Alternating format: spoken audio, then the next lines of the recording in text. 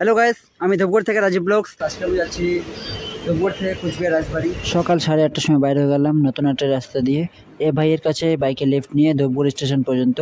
And এটা হচ্ছে বারঘড়িয়া থেকে ধূপগুড়ি রেল স্টেশন যাওয়ার রাস্তা, খুনিয়াবিটা রাস্তা। এই রাস্তা এত খারাপ যে কিছু বলার নেই।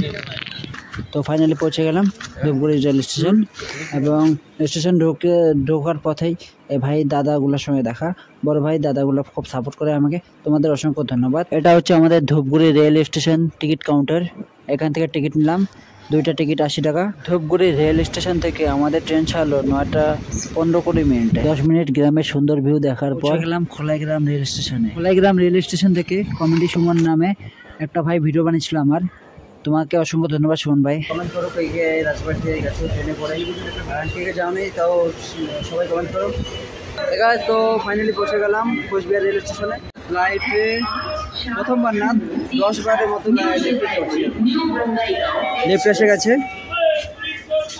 এই লিফট থেকে নেমে এই কুচবিহার রেল স্টেশন থেকে কুচবিহার রাজবাড়ি পর্যন্ত ভাড়া হচ্ছে 30 টাকা টোটো করে। টোটো আমাদের নামে দিল কুচবিহার বাস স্ট্যান্ডে। এখান থেকে 300 মিটার দূরত্ব আছে। আমি তো একদম তো ফাইনালি পৌঁছে গেলাম কুচবিহার রাজবাড়ি। এই যেমন পিছনে রাজবাড়ি। অ্যান্ড টিকিট, এই যে টিকিটের দাম হচ্ছে 20 টাকা টিকিটের দাম। অ্যান্ড এসি চলার কারণে 5 টাকা, টোটাল মিলে হচ্ছে 25 টাকা। অ্যান্ড ওই যে এন্ট্রি গেট, ওইখানে টিকিট কাউন্টার। অ্যান্ড এখানে ব্যাগ চেক করে, ব্যাগ নিয়ে আসলে সামনে ব্যাগ চেক করে। অ্যান্ড চলো কুচবিহারের রাজবাড়ির ভিতরে যাওয়া যাক। হ্যাঁ গাইস, তো এটা হচ্ছে রাজবাড়ি। অ্যান্ড এখানে ভিতরে ক্যামেরা অ্যালয় নেই। ক্যামেরা বলো তোমার ফটোগ্রাফি ভিডিওগ্রাফি কিচ্ছু অ্যালয় নেই। অ্যান্ড কোনো রেকর্ডিং চলবে না, কিছু চলবে না। তোমরা যারা যারা আসতে চাচ্ছ এবং আসবে তো চলে এসো, কোনো প্রবলেম নাই। শুধু কোনো রেকর্ড বা ভিডিও কিছু করতে পারবে না।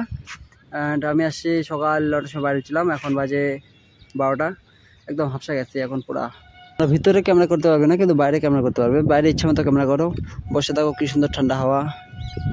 রাজবাড়িতে বেশি দেরি না করে, একটার দিকে ট্রেন না থাকার কারণে 15-20 মিনিটে এত সুন্দর সুন্দর ভিউ দেখার পর ফাইনালি পৌঁছে গেলাম আমার প্রাণের শহর ধূপগুড়ি। এটা হচ্ছে Dhupguri bus stand, new bus stand.